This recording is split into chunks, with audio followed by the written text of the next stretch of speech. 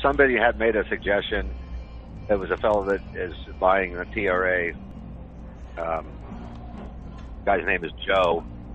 He had made he made a suggestion, Muted. And on the intro call was to go over perhaps once one word or one or two words what the legal definition is, such as the difference between legal and lawful, or just pick something. I don't have anything off the cuff because I'm not really prepared for it today, but I ran that by LB. He thought it was a good idea because some people need to, they need to know what these definitions mean. Even though it goes over a lot of it in TRA, but a lot of it you have to kind of look those words up so you understand the differences between them. De jure, de facto, the difference between the two, legislative law and natural law, things like that. Yeah, I was actually just now reading a little bit of the difference between legal and lawful. I just went to search engine and I typed in legal versus lawful, and came up with some, obviously a list of different web pages and stuff. This one here seems pretty cool. I guess I can start reading through this a little bit, and then if it if it seems like it's on point, then and then we can get into the actual presentation and stuff. But here, real quick, it says it's crucial to define the difference between legal and lawful. The generic Constitution references genuine law. The present civil authorities and their courts use the word legal. Is there a difference in the meanings? The following is quoted from a dictionary of law in 1893. Lawful, in accordance with the law of the land, according to the law, permitted, sanctioned, or justified by law. Lawful property implies a thing comfortable or to or enjoyed by law. Okay, let me say that again. Lawful properly implies a thing conformable to or enjoyed by law. Sorry, I butchered that last sentence. Legal, a thing in the form or after the manner of law or binding by law. A writ or warrant issued by any court under color of law is a legal process, however defective. See legal. All right. So that's the definition of lawful. And actually, it gives you a contraposition, I guess, of what legal is right in that definition versus lawful. But anyway, so here is how legal is defined in this dictionary. It doesn't say which dictionary it is, but it's 1893. All right. Pertaining to the understanding, the exposition, the administration, the science, and the practice of law as the legal profession, legal advice, legal blanks, newspaper, implied or imputed in law, opposed to actual, and it seems like the sentence just drops off right there. Opposed to actual. That's how it ends. Anyway, the next part says, all right, what were you going to say, Frank? I was just going to say that actual would be actual of,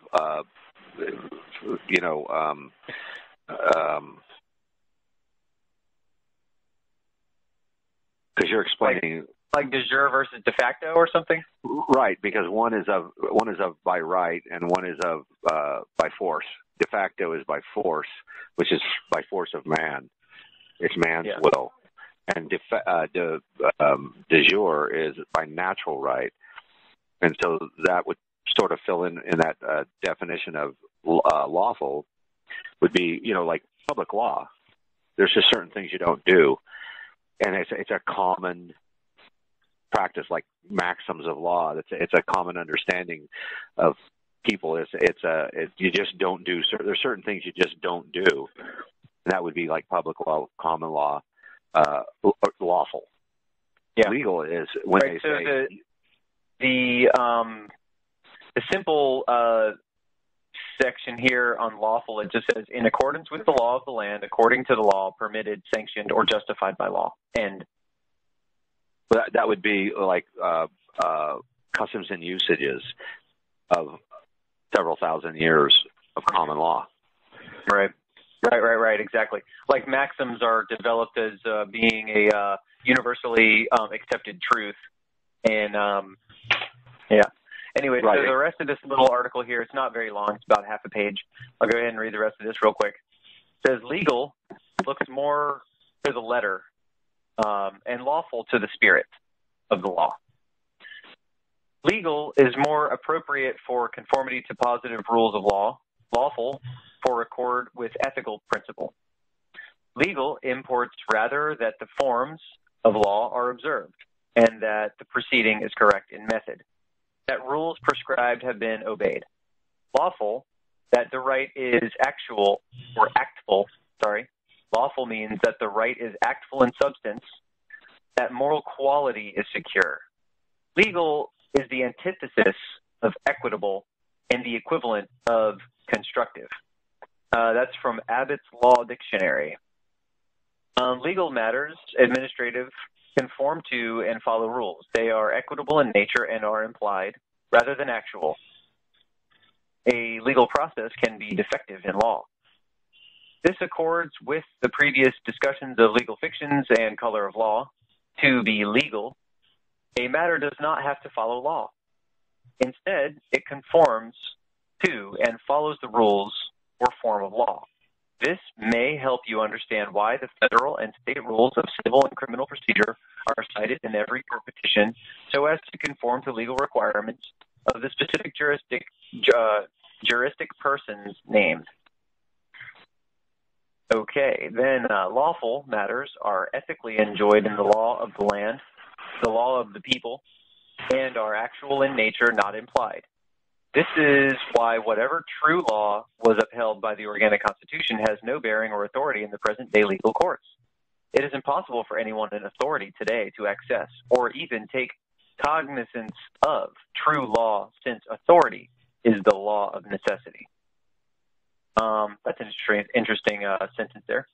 Therefore, it would appear that the meaning of the word legal is color of law, a term in Black's Law Dictionary, 5th edition, defined as the appearance or semblance without the substance of legal right, misuse of power, possessed by virtue of state law, and made possible only because wrongdoer is clothed with authority of state, is action taken under color of law. That's very interesting. And I like the way that they put this here on here. This is a good little article here. Yeah, I'd like you to get that link. I'd like to get that link from you before we end this. I'll throw it up in the chat. Can you take it from the chat? Yes. All right. That kind of relates to a lot of. Thank you. That kind of relates to a lot of the description of it and what TRA kind of explains that to you. And what you said was the different types of law form. In the hierarchy of law. I know you'll get into this in the presentation. Right. So. Yeah, and I think that would be good to kind of fold in there when I do the more editing on the presentation, to put this little bit of a description and try and simplify it some, maybe with an analogy or something like that, so that we can kind of go over it a little bit quicker and read that whole thing. Anyway, so let me hang on real quick. I'm just going to pull up the presentation real quick. Got to dig it out of my computer. All right. So here we are. Greetings from PAC. All right. So what is PAC? PAC is People's Awareness Coalition. That's what it stands for. PAC, People's Awareness Coalition. Basically, people meaning everyone in America, awareness meaning political and constitutional understanding, and coalition meaning lawful nationals working together. So what's a national? It's somebody that declares allegiance to a nation, yes. So the mission statement, maybe we'll go over that one real quick, I guess. The People's Awareness Coalition discerns that vigilance and an understanding of the law are paramount to the preservation of liberty. As a result, the coalition commits to increasing Americans' awareness of the design legal fraud perpetrated against them and their countries, and resolves to instruct people of America in the appropriate historical facts and law. As opposed to, this is lawful knowledge as opposed to legal, I guess you could say. The ultimate goal of the coalition is to reestablish the American Union's lawful republican governmental system as set forth by the organic Constitution. Coalition members are therefore patriotically motivated in support of liberty and firmly believe that wars and rebellions are the two most destructive diseases of society. Hence, the coalition resolves to accomplish its goals in a political and peaceful manner. This is probably the most important part of this whole mission statement and this entire the entire function of what this group does. It's an administrative process, and it's totally peaceful, and we don't advocate for any sort of violence or uprising. Mainly, we're here because I think that everyone would agree that there are problems that we need to understand and that we need to try and overcome. And that's why we're here, because we want to find solutions. We want to talk about solutions. We want to work towards solutions. We want to help each other, and we want to work together in community with each other as individuals through free association, working together to correct a problem, to attain a goal. Basically, we understand that there's a huge problem. We'll get into what exactly is the problem in a little bit, but the most important thing is that we're here together to understand the problem, which basically reduces anxiety and allows for a better understanding by gaining knowledge. And everybody has heard the adage, knowledge is power. So here we are together here trying to gain power through knowledge. And that's basically what the goal is of People's Awareness Coalition, is to always work together, study, share findings, and share details on processes and stuff in order to correct a lot of different little mistakes that have happened along the way. So where do we begin? All right. So in order to, where do we begin? Well, we've all identified that there's a problem. I think that we can all agree that the problem is out of control federal government, out of bounds, outside of its intended function. If you understand the way that the Constitution is written, you'll understand that the Constitution has been under assault and is being subverted by the federal government, which the Constitution created the federal government. And so now now you have sort of a rebellion against its own creator. So in order to begin, as we go through this process or through this presentation, we're going to examine kind of a little bit more closely some definitions of some words that might be used in one way in modern speaking, but have a very specific meaning when it comes to the law. And it's very important to understand very acutely what each word really means, so that you can really understand some of maybe legal documents and articles and stuff that you might read along the way, and so you don't kind of get yourself wrapped up in something you don't fully understand. So one of the most important definitions that we'll talk about first is status.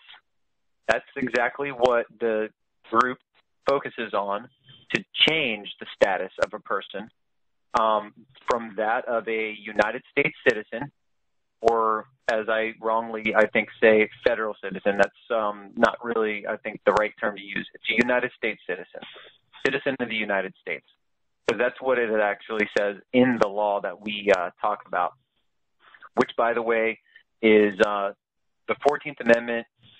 The book, The Red Amendment, is based on that. We'll get into that a little bit more.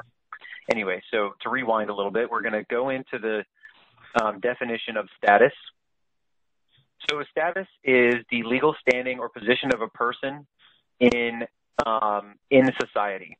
Okay, and so some examples would be a child or a parent, married or unmarried, the servant or the master, the CEO or the janitor, the living or dead.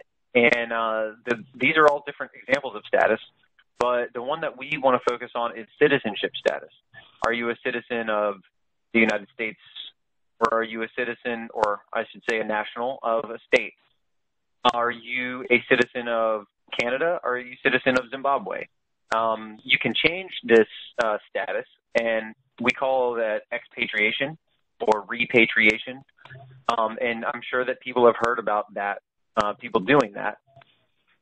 One of the most famous expatriation lawyers in history was actually Mahatma Gandhi.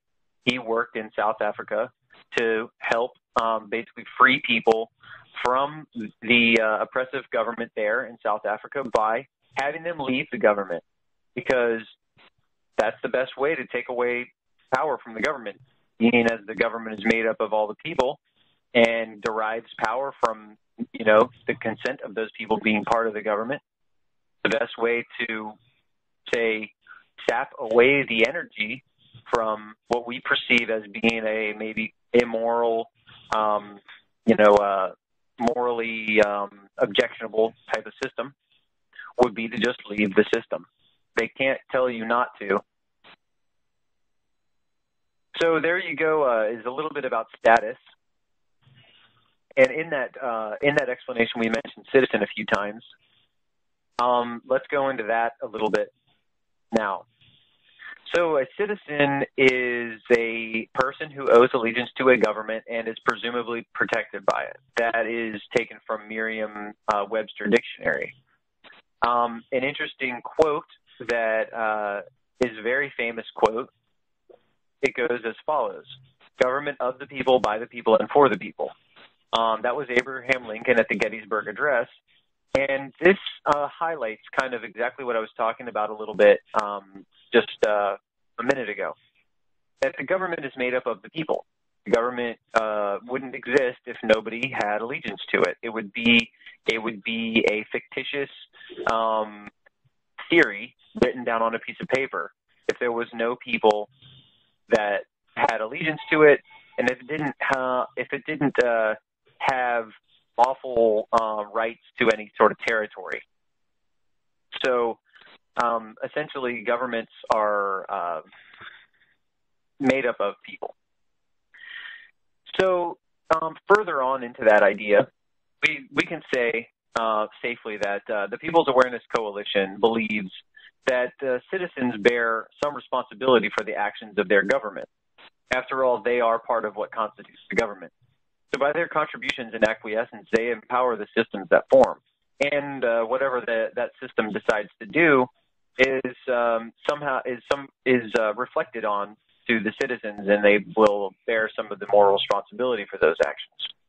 Taking this principle into account, we have determined that invoking the inherent right to remove oneself from an objectionable system is the single most effective way of disempowering it.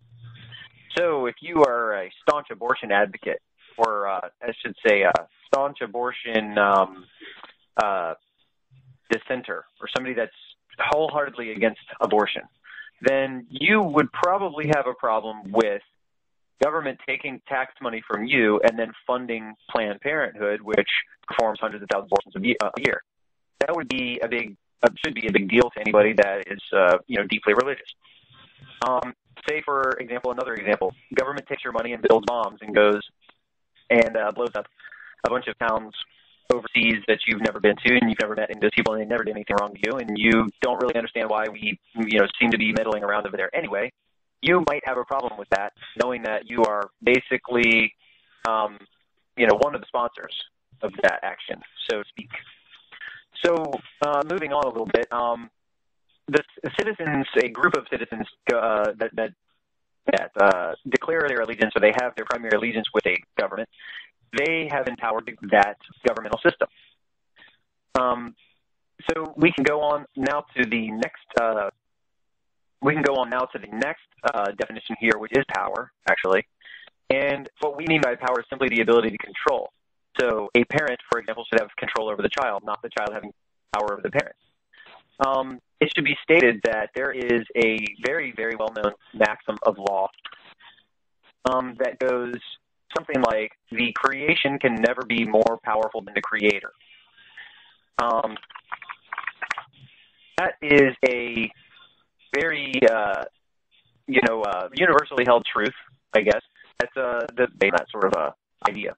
So again, the parent should have power over the child, not the child should have power over the parent. In this example I use, the creation should never have power, because, simply put, the states, all the many states, got together and they created the federal Constitution. So in that way, the United States, in terms of the federal government, is a creation of the states. Okay? So keep that in mind as we move on. So we're talking about power. Legitimate power is the good kind, I guess you could say.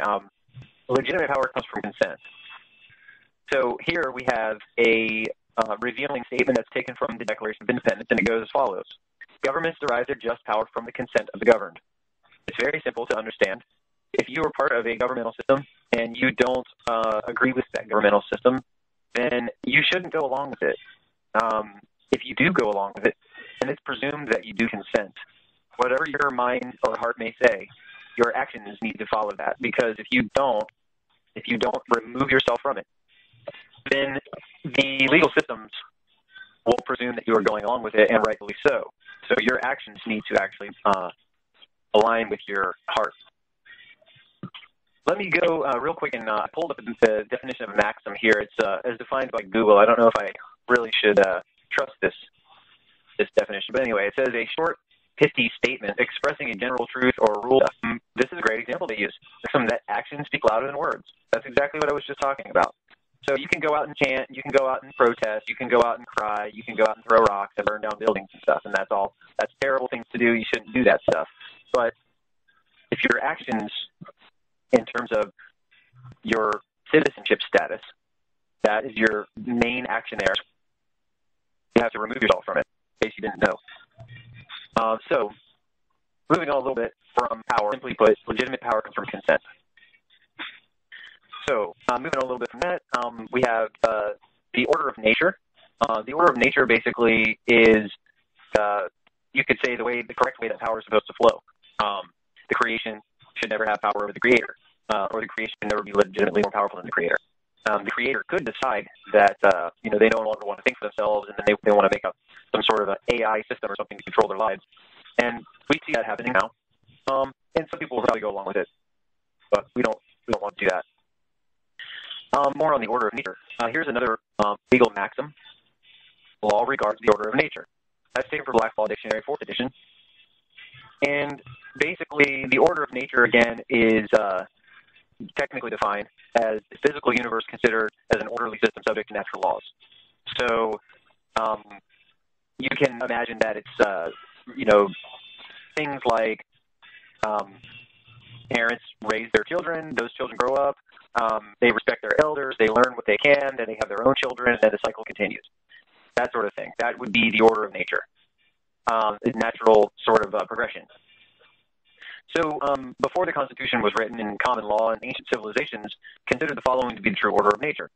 They regarded that God was the almighty high power and the almighty sovereign, that ceded some power to individuals. Those individuals, through free association, form groups. You could also call them states. And then in our situation, the states got together for their own mutual benefit and protect in the international sense. The states got together and formed the federal government in order to arbitrate this commerce so that it wasn't not always the case.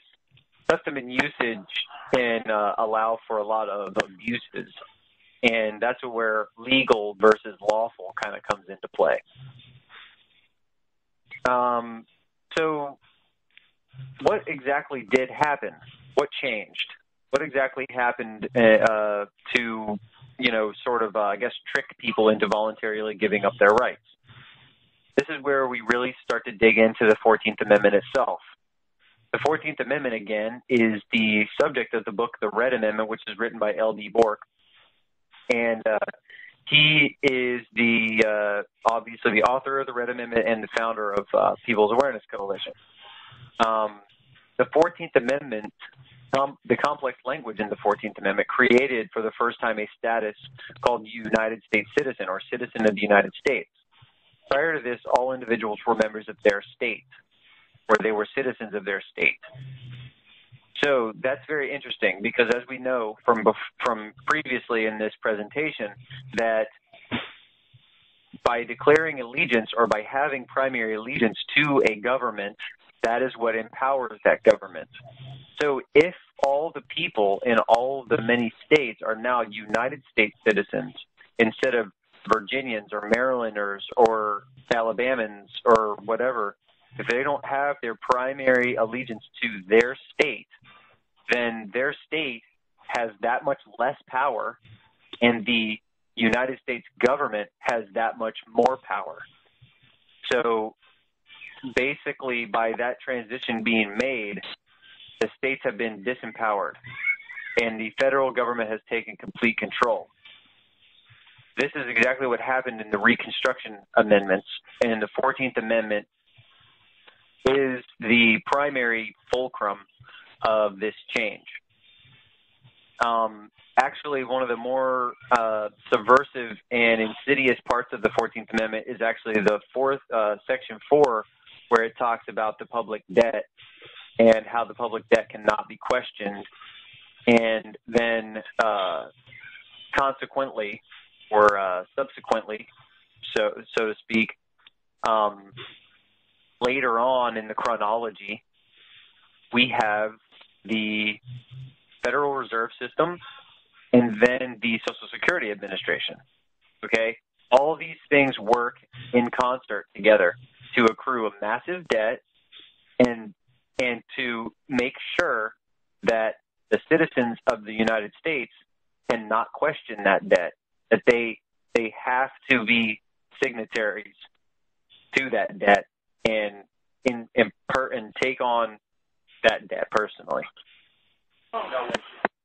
So the phrase in the law, privileges and immunities, is opposed to rights because the government can change, suspend, or ignore these attributes at any time. So in the 14th Amendment, let me pull it up real quick. 14th Amendment real quick. Let's see. All persons born or naturalized in the United States and subject to the jurisdiction thereof are citizens of the United States and of the state wherein they reside. Right there, dual citizenship is created. No state shall make or enforce any law which shall abridge the privileges or immunities of citizens of the United States. Right there, vaporize the 10th Amendment. Nor shall any state deprive any person of life, liberty, or property without due process of law, or deny any person within its jurisdiction the equal protection of the law. So, where is the privileges? Okay, here we go. So it says, no state shall make or enforce any law which shall abridge the privileges or immunities of citizens of the United States. It doesn't make any mention in this section at all of rights. It doesn't make any mention of rights actually anywhere, I think, in that law. So Section 1 is what basically, with 2 sentences, wipes out all the states, takes away all their power, gives all the power to the United States federal government. Then applies privileges and immunities to all those people, which sort of mirror and imitate de jure rights, actual rights. The important thing to understand is that privileges and immunities can be changed, taken away, suspended at any time for any reason that they see fit. This amendment ignores the order of nature, also known as government de jure, and replaces it with man's law, known as government de facto. So this is we see the difference here between legal and lawful. Okay, so a lawful government would be a de jure government, which would be conforming to the order of nature, where the federal government would not make a law like this that would say, we're going to impose citizenship in the form of United States citizenship status on everybody and make state citizenship secondary to that. That is when de facto government happens, because they wrote it down and they passed it, and then people followed it, and they didn't, do everything they could to stop it from happening. That was when de facto government took over. Okay, it's no longer de jure anymore. It's no longer of nature. It is now man's law. Christians will understand this as actually being a Luciferian or a satanic sort of thing, because that is the overthrow of nature, the overthrow of God's system with something that, because man perceives himself to be better than God. And that's exactly what we have right here.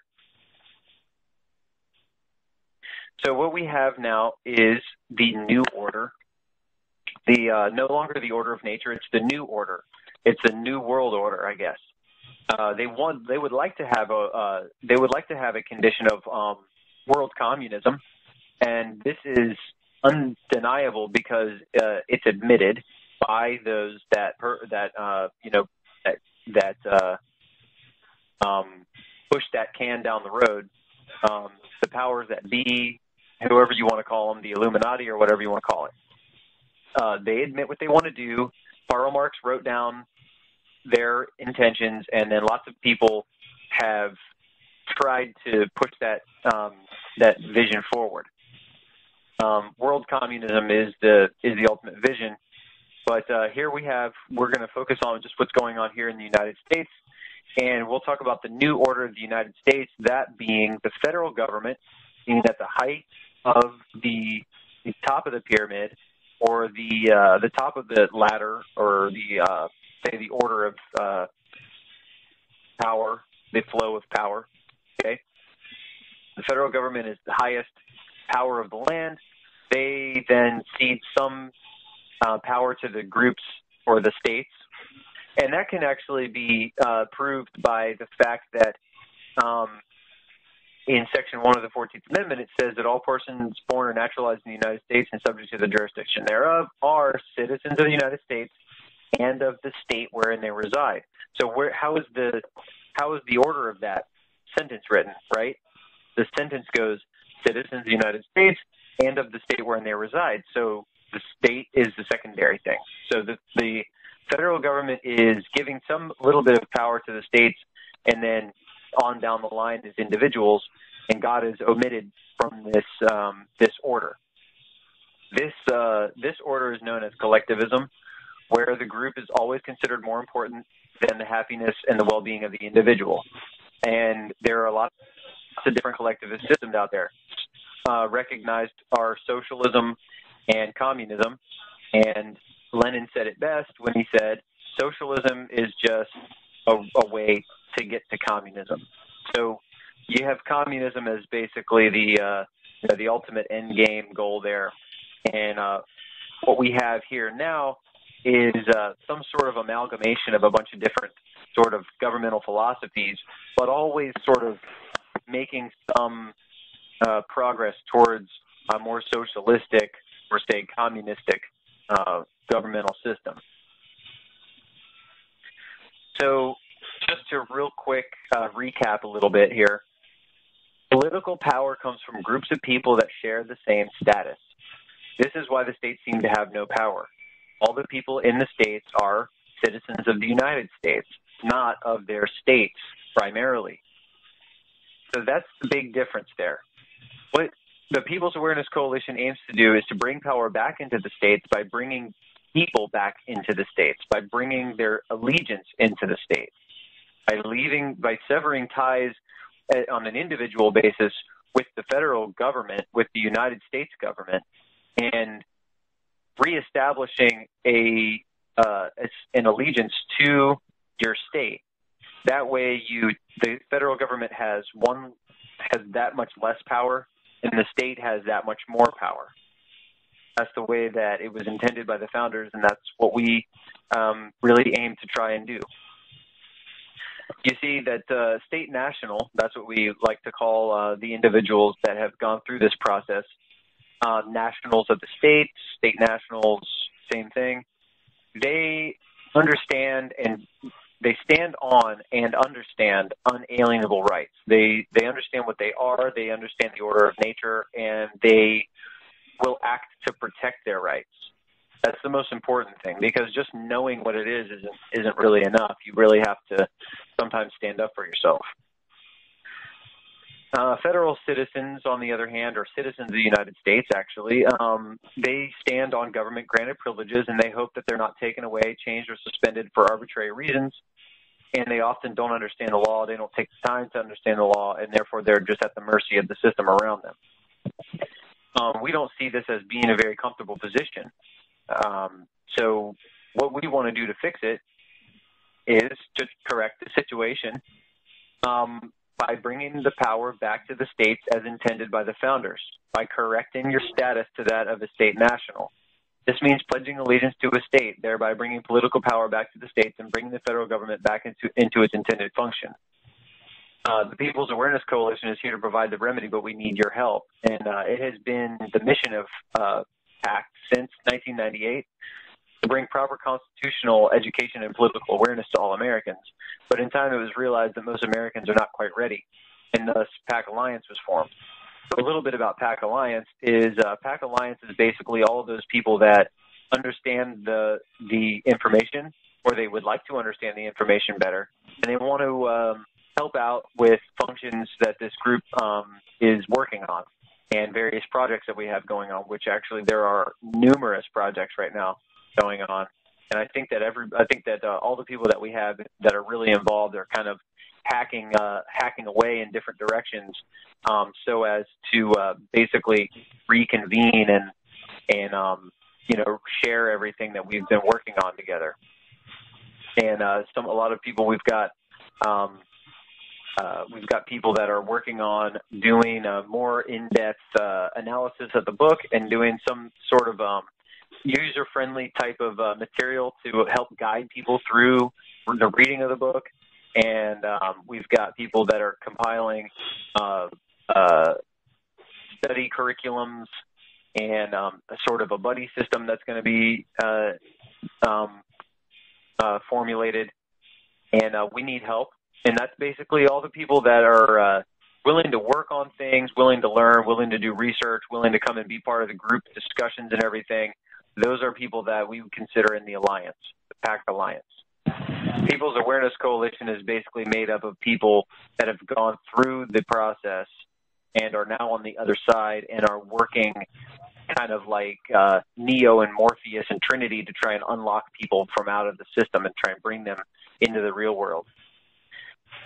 So PAC is looking for good people to move this vision forward. Those people who are looking to free America from its deception and assist those that truly want freedom.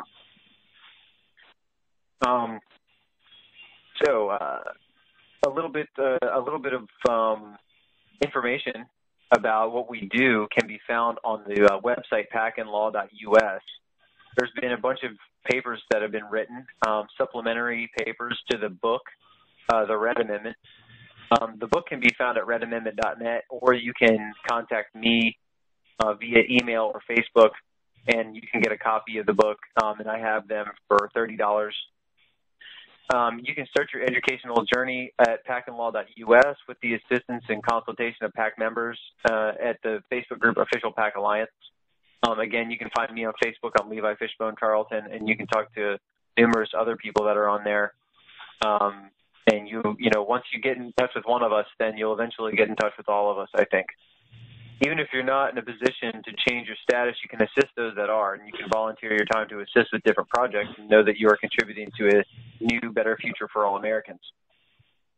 If you're ready to learn more, you can access the best information on the subject by getting a copy of the Red Amendment, again, for redamendment.net. And that concludes the introductory presentation there. And now we basically, now is the time. Anybody has any sort of question or anything, you can press *2 to raise your hand, and we can just kind of start with having an open discussion. And I guess Frank is probably still on the call here. Are you still there, Frank? Yes. All right. So there was a bunch of stuff there that we talked about, I guess, before I did the presentation, like the difference between legal and lawful, that I really would like to add in there. I think there's a couple of different places in there that it's really relevant as I went through the presentation. Yes. You were talking about You're talking about the status that was created. Yeah, citizenship status. Right. When de jure government got transformed into de facto government, and that was basically upon the writing and the enacting of the 14th Amendment. Yeah, they created that legal status. That's a legal status. That's not a lawful status. Right. It's not lawful. The lawful status is that of the de jure, the state. Birthright. The birthright state, exactly. Yeah. Were you born? You were not born in the federal government. That's a theoretical entity. It doesn't actually exist in the physical plane. it's a legal fiction, which is an assumption of fact made by a court as a basis for deciding a legal question, a situation contrived by the law to permit a court to dispose of a matter, though it need not be created improperly. That's from Bouvier's Law Dictionary. It's an assumption of facts made by a court for deciding a legal question. Well, correcting your status is not necessarily it's step out of that legal fiction. Right, and into a lawful status. And into a lawful status, which puts you under the hierarchy of law. It puts you under a higher form of law. That's the thing, is they try to disguise this and dumb people down, and they don't teach them anything about law except just watch yourself, don't get tickets. You better follow it and listen to everything the police tell you. You're going to get beat up, and it's your own fault. Right. Well, and that's, I was going to say, that's the thing, is that there are certain common law, i.e. common sense, and particular things people don't apply. That particular people, they don't necessarily apply. I mean, good from bad. People know right from wrong. They just sometimes refuse to do it because they think they can get away with it. So therefore, they created this municipal law or private law to get you to obey, to keep you in line, because a lot of people are irresponsible. Irresponsible, yeah. They're always trying to get away with it. Let me go on real quick. I wanted to talk about Section 4 here, because Section 4 is probably more important than most of the other sections there. Obviously, Section 1 is extremely important because that was what created the de facto system. But Section 4, this is why the Federal Reserve will never be audited, never be abolished, and they'll never be changed, and they'll never do anything about it. They'll always just dangle that carrot out there for you, like people like Ron Paul and stuff. They'll dangle that carrot out there for you so that you will, get enthusiastic and follow and vote and all that stuff, and continue in the system. They help to maintain the system, actually. So anyway, Section 4 goes as follows. The validity of the public debt of the United States authorized by law, including, that's legal, right, including debts incurred for payment of pensions and bounties for services in suppressing insurrection or rebellion, shall not be questioned. But neither the United States nor any state shall assume or pay any debt or obligation incurred in aid of insurrection or rebellion against the United States for any claim for the loss or emancipation of any slave, but all such debts, obligations, and claims to be held illegal and void.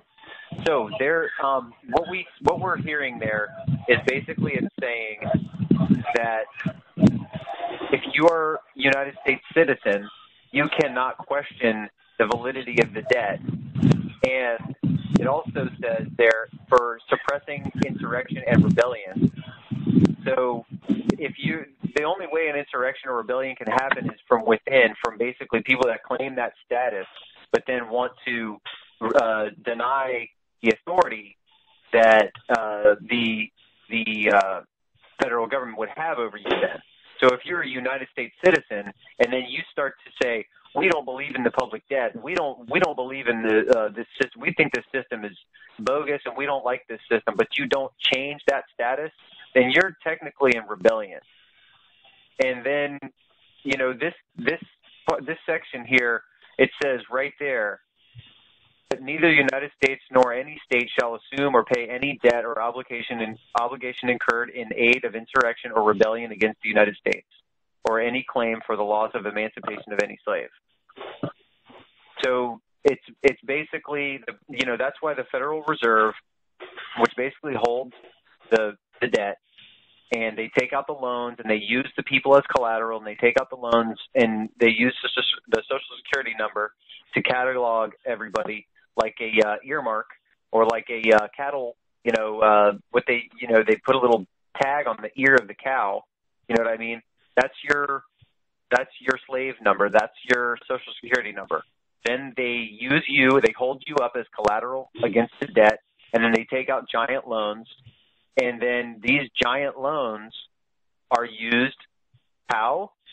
Well, they're used to spread democracy, so-called, across the land. They're used imperialistically for the United States to wage wars abroad on the behalf of the international bankers. The international bankers that basically have piled us with debt and have made it impossible for the citizens of the United States to question. So they wrote that in there knowing what they were going to do. It's very obvious. Because if you think about it, this law was passed in 1868. It only took about 2 generations, which is on average 25 years or 20 to 25 years or something. So 2 generations later, what do we have? That's about 40 to 50 years later. The 1913 Federal Reserve Act is instituted, right? And then it only took 1 generation later for the Social Security Act. So that's 3 generations. You can bet that most of the people in 1868 that were alive in 1868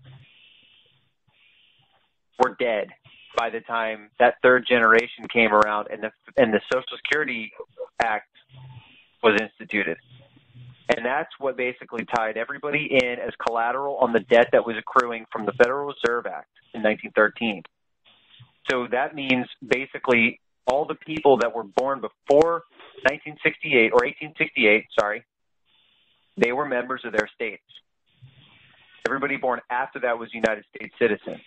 It only took 3 generations to allow those people that were still de jure members of their states to die off naturally, and all the federal government had to do was keep its head down and not try to act too swiftly. They waited 3 generations to actually put the hammer down.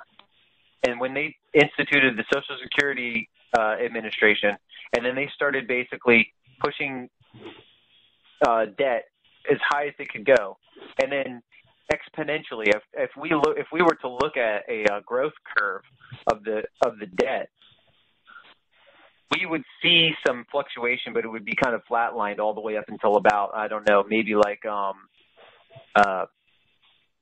1980 something. It would be kind of slowly creeping up, and then all of a sudden, boom, way up, and then under Obama, under Bush, whoa, way up. Under Obama, even faster. Now it's 20 trill. And I don't think anybody can even fathom how much that really is. $20 trillion. I mean, good Lord, And you can't question that. If you're part of the system, if you're a United States citizen, you're not allowed to question that. You're tied to that, and it's insurmountable. $20 trillion. That would take so long to pay off. We would have to reduce the deficit. There would have to be an amazing surplus. And now the deficit is what it is. Sorry, what were you going to say, Frank? I was going to say, Gabe posted this national debt clock ran out of space in New York City. I've got to mute myself because I've got background noise. But I wanted to just add to that. The payment of pensions and bounties for services. What they're talking about there is all the judges and prosecutors and government workers that retire that are getting their bounties from their pensions. They don't want to risk any of that, even if they know. That's why you notice if any of these whistleblowers make headlines, they soon disappear. Either that, or they'll take their bounties away. They'll put them in prison. So they have ways of dealing with this, ways of quelling insurrections, and any expenses that it takes, militarily or police powers, whatever they have to do to get it, they can get you as a 14th Amendment citizen. Yeah. Exactly, and that's a good point to make. These judges and lawyers and officers and everything of the courts, they're part of it all. And of course, they're not going to tell you what the truth is because their neck is on the line too. They've kind of sold their soul, and they're not going to turn back. So there you go. Pensions and bounties, right? Like Frank said. The public debt cannot be questioned, and they're going to continue to jack that public debt up, and they're going to continue even, I don't care how great anybody thinks Trump is, I think that it's going to go exactly the same way. He might not be as anti-American as Obama was in wanting to literally weaken the economy and demoralize the people and debase our morals and stuff. He might not be that hardcore as Obama was, but rest assured the debt will still increase. Federal Reserve will never be audited. They might talk about it. They might talk a good talk. But again, action speaks louder than words. And the Federal Reserve will never be audited. It's impossible to happen. They might audit it, but it'll be fake. All the findings that they come out with will be fake. It'll be lies. They're never going to do a legitimate audit. They're never going to end the Fed. It's not going to happen. They can't do it. They're not allowed. Anybody that says that anything different doesn't understand, or they're lying. Well, yeah, just like right before 9/11, all of the money that disappeared, the trillions of dollars that disappeared. Donald Rumsfeld says, yeah, we don't know what happened to this $2 or $3 trillion. I forget what the amount was. And then 9/11 happened the very next day. And then now it turns out it was more like $6 trillion. So, what's that going towards? Black projects, funding rebellions around the world to topple legitimate governments, whether we like those people or not. Whether we can say, this person or that person, they're bad because of X, Y, or Z. Well, is it really the place of government of the United States or the black project that we have? Is that moral? Is that something that we should do? Toppling regimes across the world to basically put in puppet governments that basically dance along to the song and the tune of the bankers. The international bankers.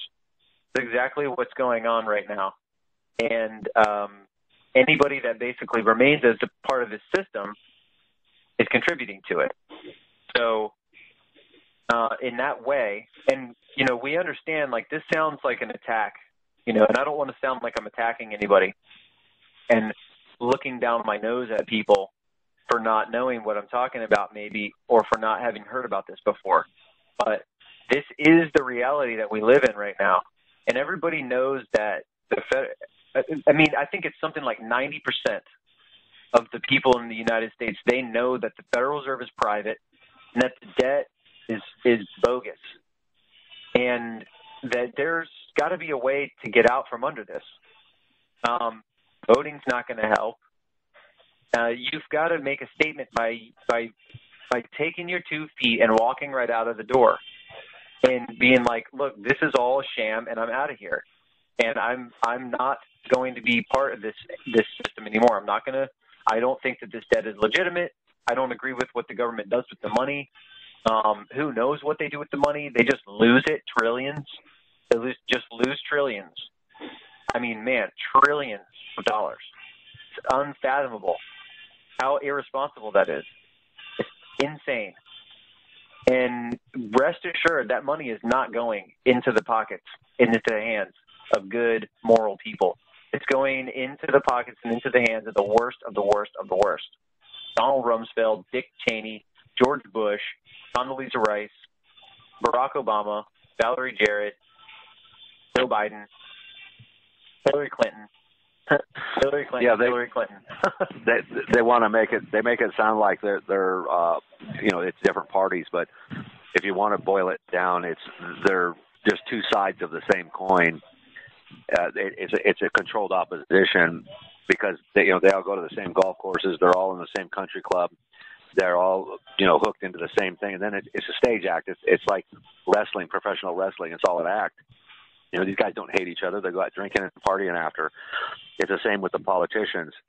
One of the politicians you did leave out was Reagan, and I had just turned of voting age back then when he was voted in. I voted for him. I thought it was the right thing to do, and then I came to find out our national debt. I think it tripled from the prior from Jimmy Carter's. Everybody thought Jimmy Carter was a bad guy. But he wasn't willing to play along as much with the powers that be, the one world government, the global. Well, I think that Jimmy Carter was just another step along the way. I mean, they had to kind of still do things incrementally. And, I mean, Jimmy Carter actually, he kind of laid the groundwork for the inevitable, or for the housing crisis. He kind of laid the foundation for that to happen. Right. Well, he was no angel for sure. Yeah. But he may not have known what he was doing. He could have been a useful idiot too. That's true. And he might have thought that he was doing a great job. And I think maybe that could be the case with a lot of these presidents. Maybe they go in there thinking they're going to go up there and make America great again, right? And then they find out, hey, this swamp is a little bit too deep. I don't know what I'm really doing. I think I'm in way over my head. Swamp creatures got me by the ankles. I'm drowning. You know what I mean? That's basically what's happened. And that's interesting you say. Jimmy Carter, the debt tripled from Jimmy Carter to Reagan. And then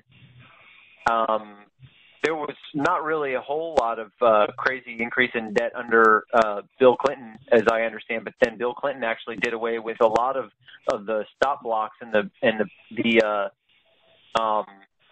sort of the things that were protecting from an all-out crisis and a crash and stuff like Glass-Steagall and there's a couple other ones that aren't coming right to my coming right to my head. Yeah, NAFTA.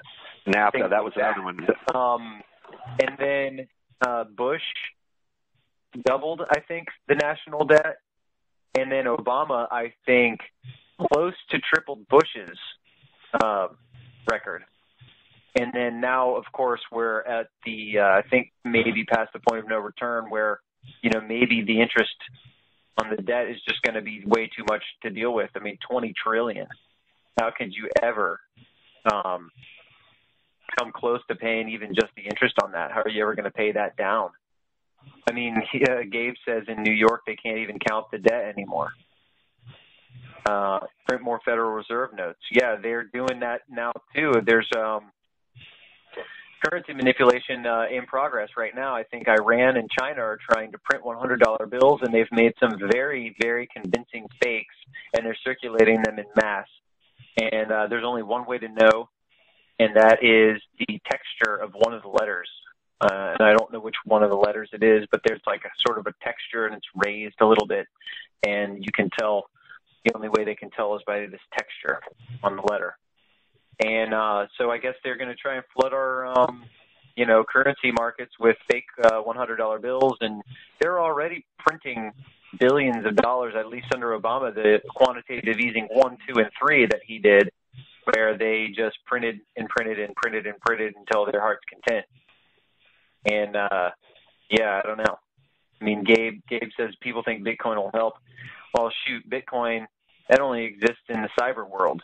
I mean, you can't put Bitcoin up on top of a couple of posts and live under it, can you? You can't, you can't wrap yourself in Bitcoins and stay warm at night, can you? Well, people think that it's something that they're hiding from, to evade taxation. No, they've already proven that they can manipulate that too. Sure, and it's controlled opposition, and what they're doing is it's all planned. They want people to do that, so they're going to get used to a cashless society. Yeah, that's what that's all about. I'm convinced that really, when it comes down to it, the old tried and true silver and gold and actual tangible goods and skills.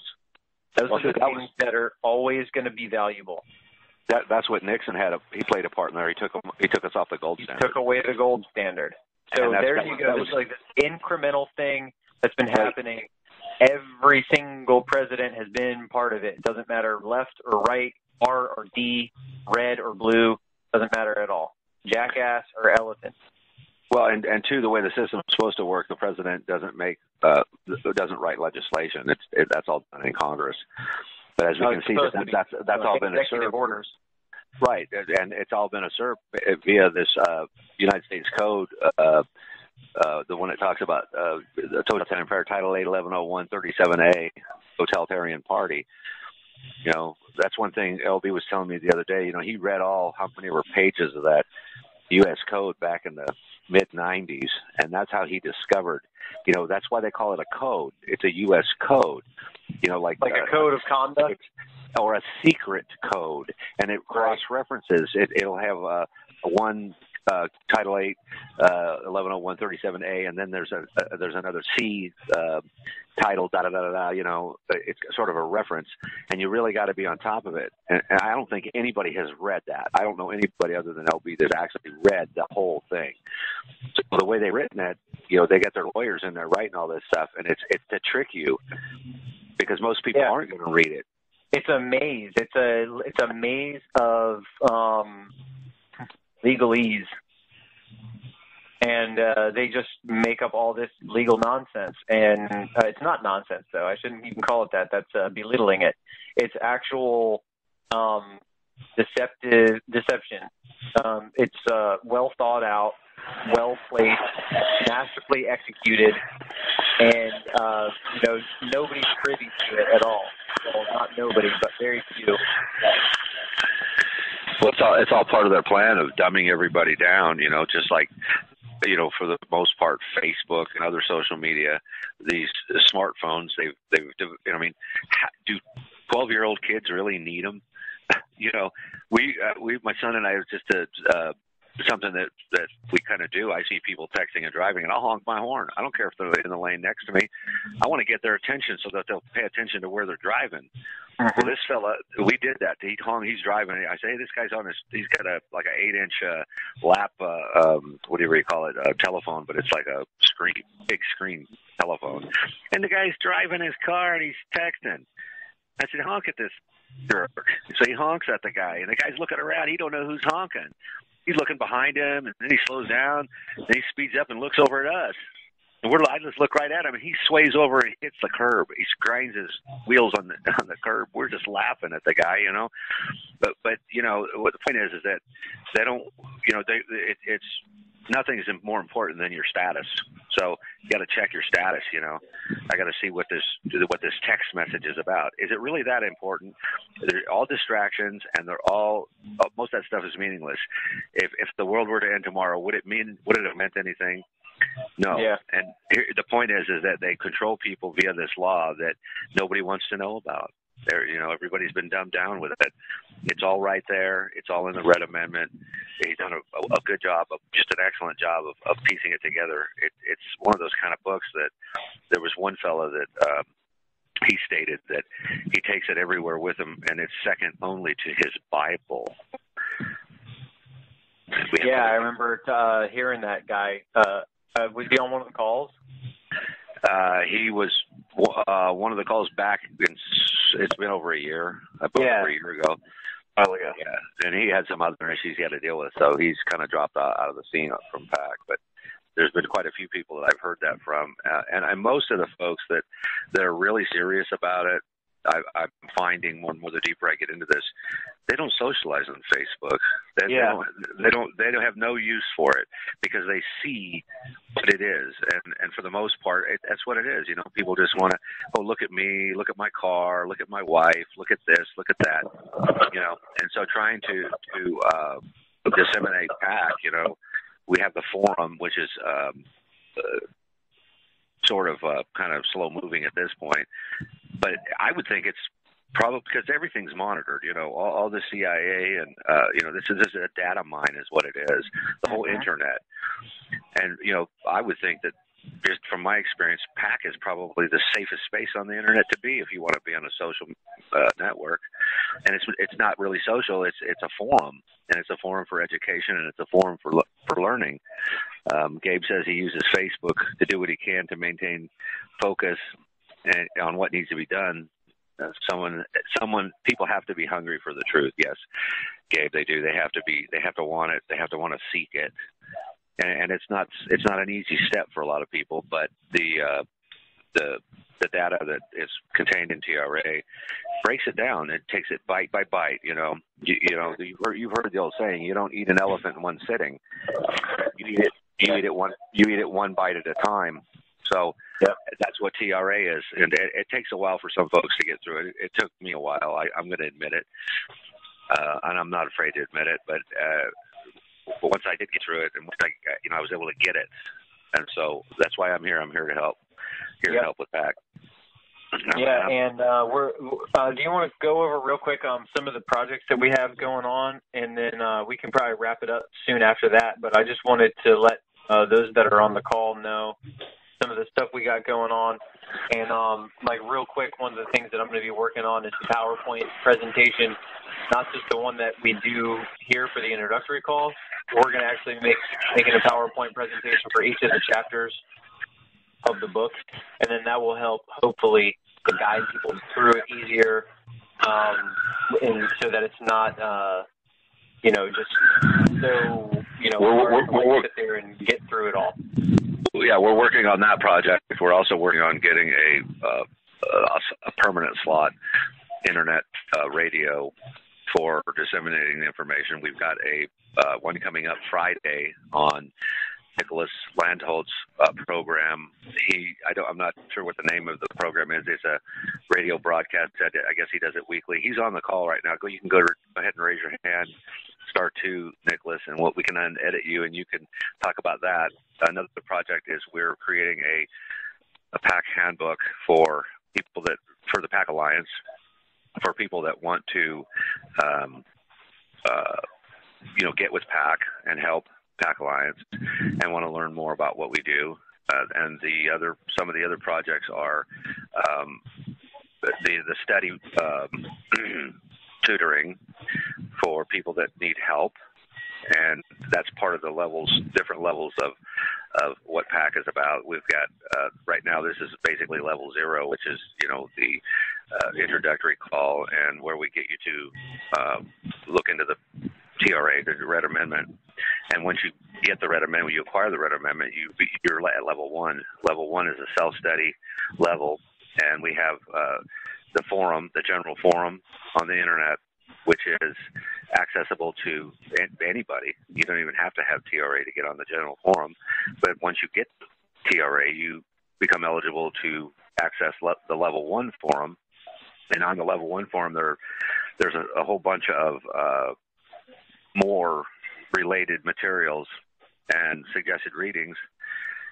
And also the website. The website, we're working on getting the website somewhat upgraded to a little bit more user-friendly, but also we have one state national, actually, he's going through the process right now if he hasn't finished, and he suggested that we make a PAC app because people are, it's to get their attention. So these are just a handful of the projects that we have going on, and there's only a handful of people working on them right now, so we could certainly use your help. I see you're unmuted, Nicholas. Testing. Can you hear me? Yes. Loud and clear? Yes. The reason I ask is I'm using a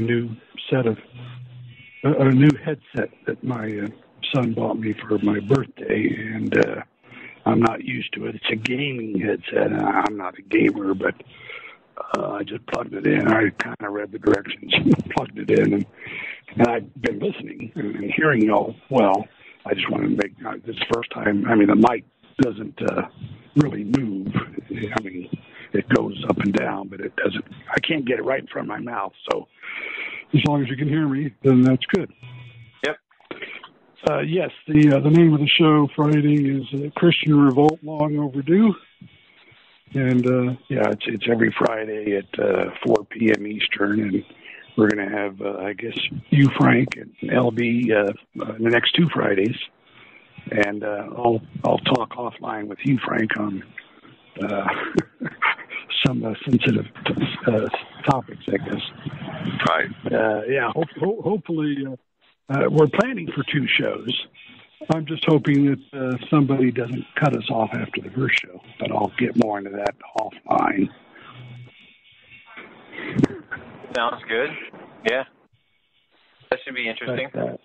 Gabe is going to post the information on that.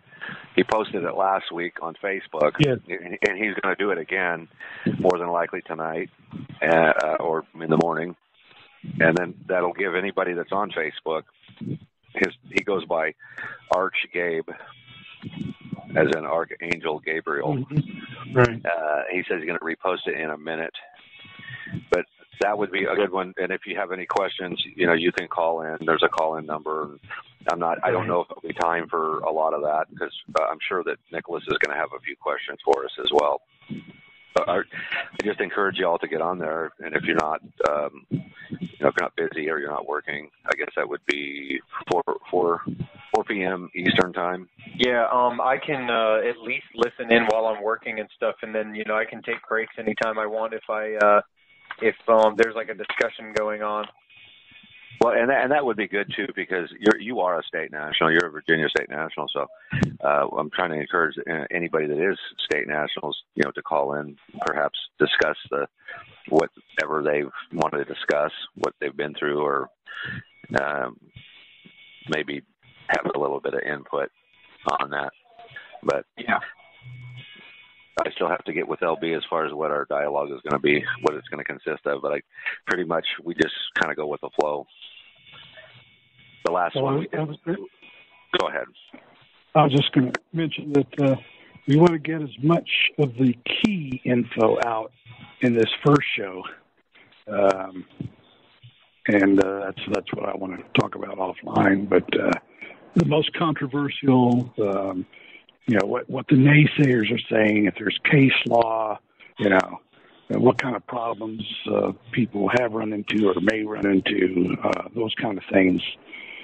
And then, but yeah, we all can kind of discuss how you want to handle that. And then if nothing happens and we're able to have the show on the 29th, then, maybe we take more calls from actual state nationals or whatever. That sounds like a plan. Yeah, that sounds good. Shoot me an email or a text or something like that, Frank, once you get that stuff figured out, and then I'll try and make myself available. I think I'll be able to do that. I should be working at that time anyway, so I'll be right next to my, I'll be with my phone, and I can just kind of listen in and chime in whenever.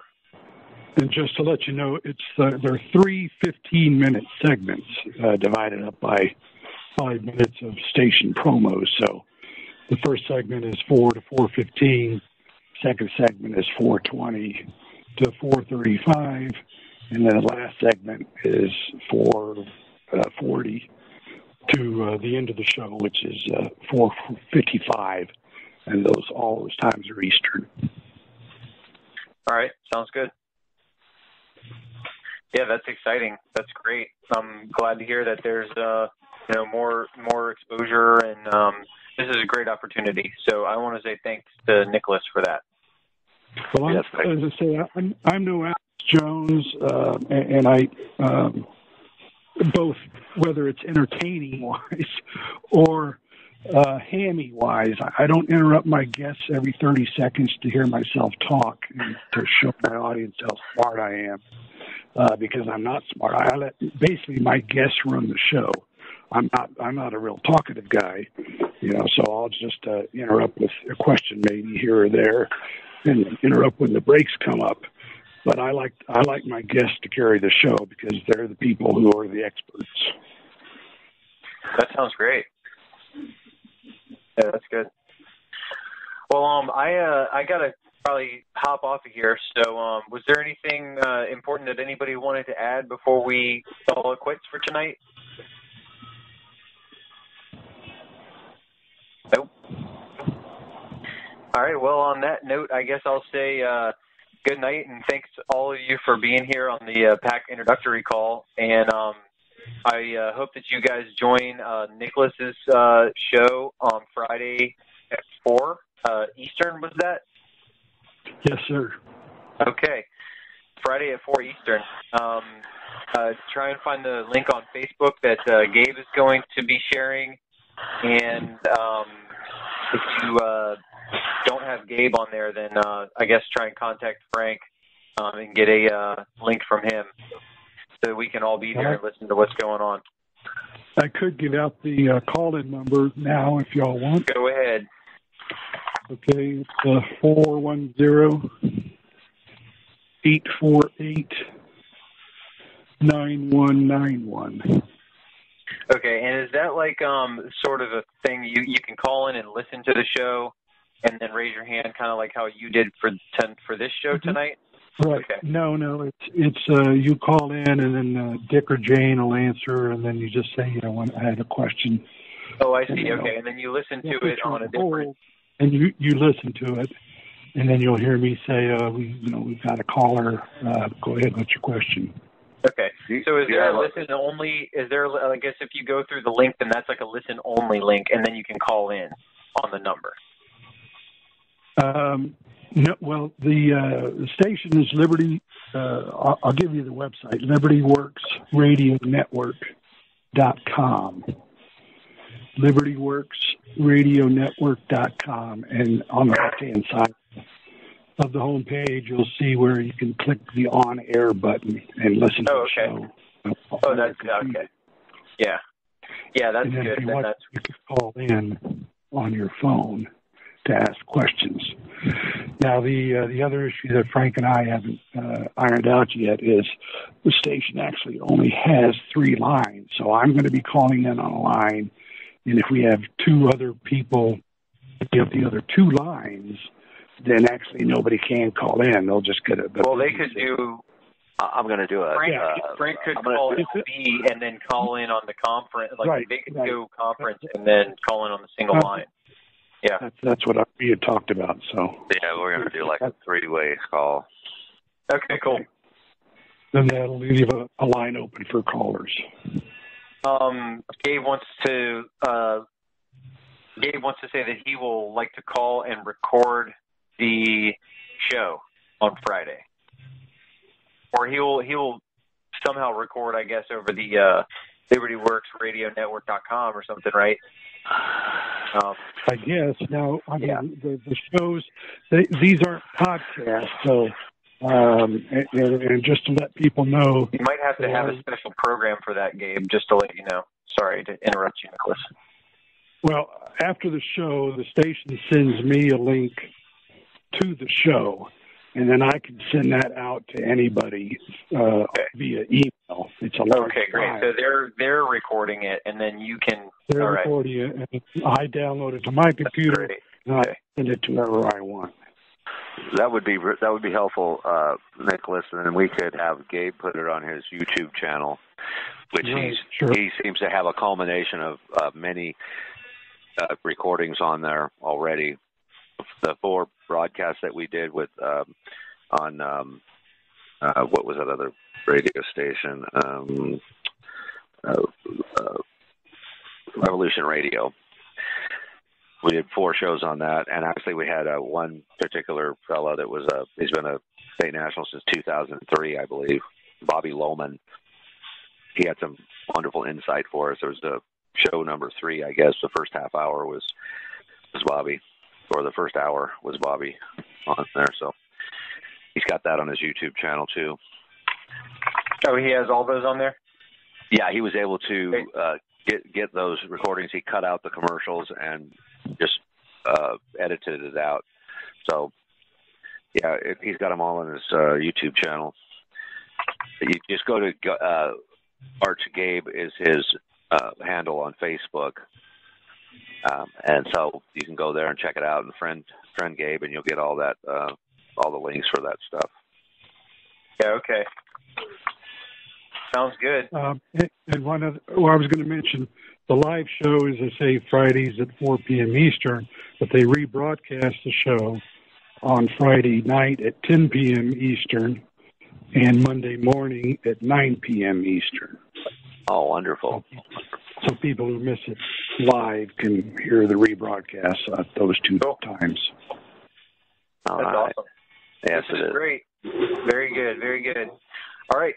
Well, I'm glad to have all you guys on the call tonight, and I'm going to go ahead and sign off and say good night and God bless you all, and maybe I'll see you all on here next week. Go. Godspeed. Have a good night, everybody.